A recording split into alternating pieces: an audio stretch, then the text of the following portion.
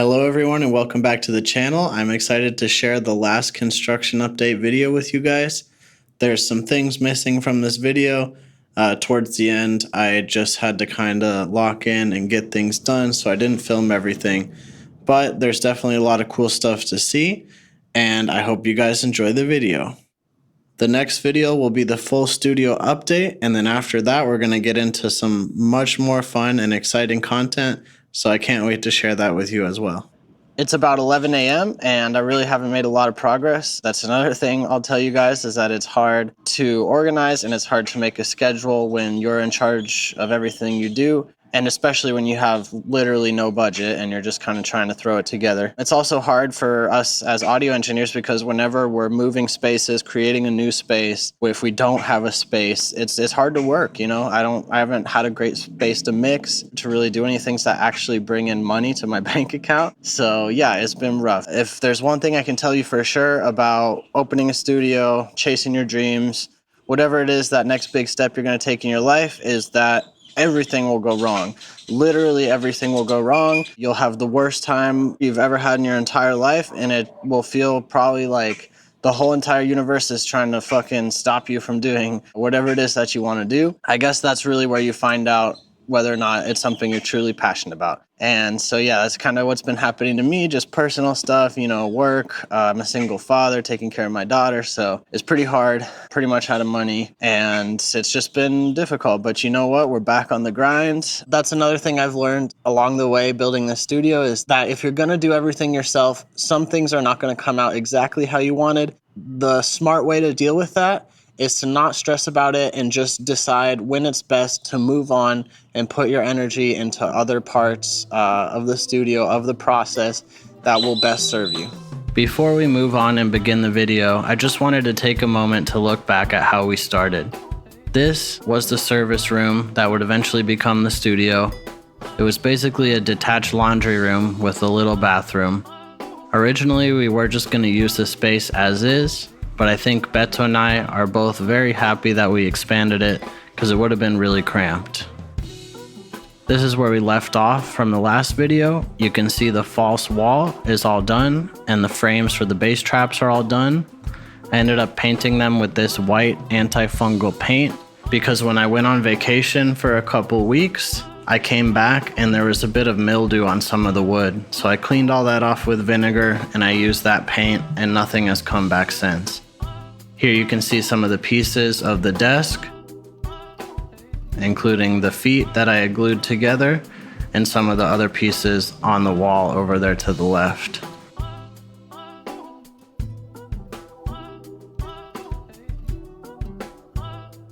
Trim out of pine boards, and I covered them with poly lacquer. This gave it a really cool look, and it's nice to have custom stuff. Right here, I was starting to hang up some of the sound panels, and I had started to fill up the left side bass trap. I was also using some old curtains to cover up the false wall. Here you can see some of the pieces of wood I made for an inner door frame to seal it off a little bit better for sound, and also just so it would look cool. We're back to it, and as you can see, I have my desk right here. I'm starting to mock it up and try to finish everything. I just cut some extra pieces for the legs. It was only going to be one piece, but I actually couldn't find thick enough plywood like in the original plans. So I'm going to double those pieces up to get the pieces more straight and to get more stability out of them. I got a shop set up sort of now outside in this bodega, and we've cleaned up a bunch out here, so it's a lot nicer. You can see all the rubble and trash is gone from the front. I've cut off the hanging pieces of rebar that were up there, old and ugly, and I got all the tools now in here, which makes it a little bit easier to work in the studio. This is the top piece of the desk. It was 2 pieces of 3/4 inch plywood that I glued together. I don't have a wood shop, and I didn't really have a big table with a bunch of clamps or anything, so I just stacked all the heavy stuff I could find on top of it, and that ended up working very well. I finished gluing up the legs, so what I did is I cut 2 more pieces that were a little bit shorter and I double glued them to straighten them up a little bit, make them twice this thick and give the top piece a little shelf to sit on so that it just is a little bit more secure. I can secure from the sides and the top. And so what I've been doing now is I've been using my measuring tape, my square, and this board with another board nailed onto it to figure out exactly how to match these two things up so that both the top pieces are level. So I've got that done. That's looking good. I'm about to drill the holes right now for these bolts that I got. Then I'll bolt those together. I'll do the same on those legs. And then I'm gonna do kind of a mock-up assembly to make sure everything fits. I'll make any adjustments if I need to make any adjustments. Here's when I had the desk all mocked up. I ended up having to recut the middle support pieces because they were too small. But at this point I was pretty happy and it seemed like it was turning out to be a great desk. I recut those pieces and I assembled the desk along with the keyboard tray that I made. I had a little bit of issues with the wood bowing as it was being stored outside and there was a lot of humidity, but I just used some clamps to pull it up and left it out in the sun and that seemed to work. I also cut out these rectangles for the gear. This way I was able to install the gear racks at an angle so it would be flush with the rest of the desk. I really liked how this turned out. It looks really cool and it helps with cable management. We had some guys come over to sand down the floor. This way it got evened out and a better texture. And they were going to paint it, but we ended up deciding to paint it ourselves, which ended up being sort of a bad idea. I'll talk more about that later.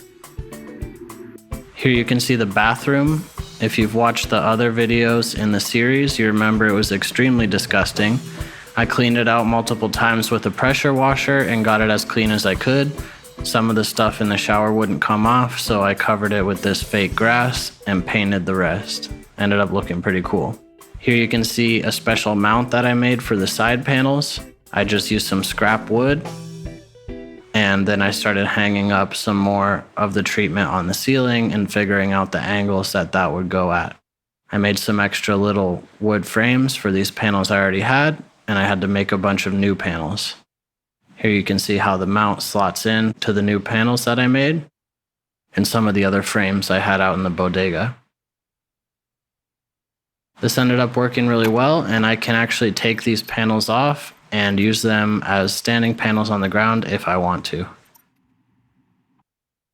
Here's the inner door frame that I made, also out of pine and poly lacquer. I sanded the edges to make sure it was smooth and there was nowhere where a tall person could hit their head or a normal person could stub their toe on the bottom.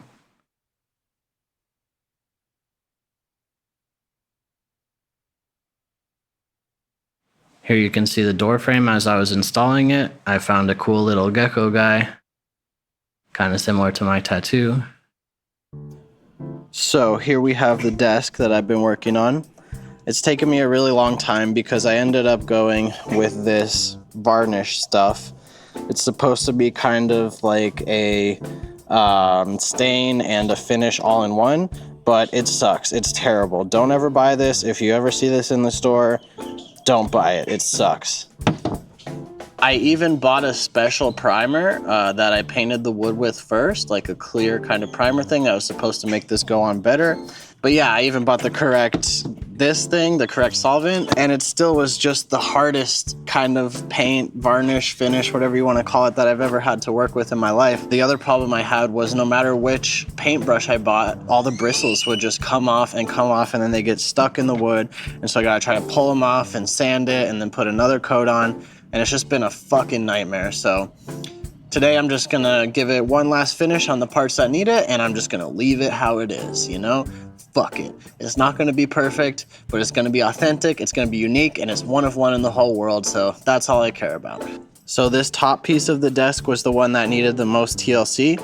I was trying to paint it or finish it with it assembled, and as you can see, that just wasn't really working. I couldn't get a good coat on this piece because it was all covered up.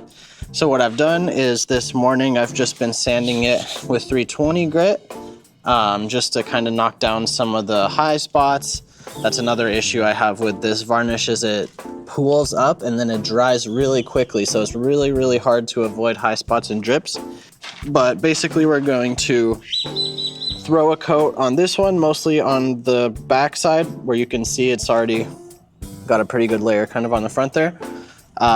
Do these. I'm just gonna try to get out the big brush hairs. So, you know, like try to hopefully remove some stuff like this. Some of it I might not be able to. Some of it might just be better just to leave it because picking it out might ruin the finish even more. All right, so let's go ahead and open this up. 20% of that in solvent. The hardest part about this whole project was definitely finishing the desk. If I were to do it again, I would for sure at least pick a different brand of finish and probably would paint it, as that would be easier. In the end, I think I ended up using around 5 coats on each piece with a lot of sanding and pulling out brush hairs with razor blades in between each coat. As you can see, I put one last coat on this piece. I put some more coats on the main piece, the top, and I pretty much got at least one coat on everything. The only thing I didn't really retouch is the keyboard tray, because that looked pretty good already, and it's going to be one of the least visible parts of the desk. So here's the other pieces. I'm just going to let them dry, and then I'll pull them into the studio probably tomorrow and assemble everything. All right, so I have 8 of these bolts, and I've already assembled everything. I just took it apart for painting. So I'm gonna start with the legs, and then we'll throw in the middle support piece, and then the top piece goes on, and then the dividers, and then the actual top shelf. So I might need to get some help from Beto while I'm doing this, but we'll see. In this clip, you can see a lot of the progress that I made on the studio. The base traps were done, and I used the same pine wood and poly lacquer to create some cool custom trim. So I don't know if you guys can see this, but there's a couple scratches that got on this piece, but like I said, I'm just gonna go ahead and ignore that and be happy with how it turned out. So let's start with assembling these legs. I also started to hang up a bunch of the new panels that I made, and you can see one of the panels that was in progress there on the left. I actually ended up having to take that cloth off and replace it with a new one as it was too weak. I covered this back false wall with some curtains I had, and each one of those base traps in the corner, it ended up taking 2 whole packets of 24 sheets of mineral wool to fill up each one. They're about 1 meter wide and 1 meter deep and 2 meters tall. So they're definitely pretty effective.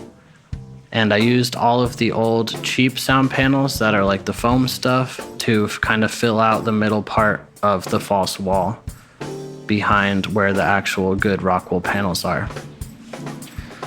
The desk was pretty easy to put together as I had already assembled it once. This is always a good thing to do when you're making something like this, to do a mock assembly before you're done. That way things go together easier in the end.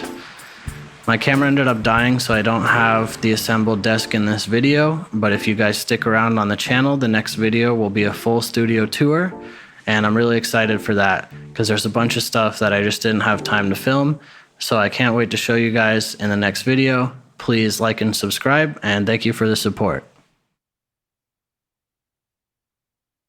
Thank you guys so much for watching the video. If you stuck around, please like and subscribe. Like I said, there's going to be a bunch more new and exciting things coming, making music, producing, playing drums, all that kind of good stuff.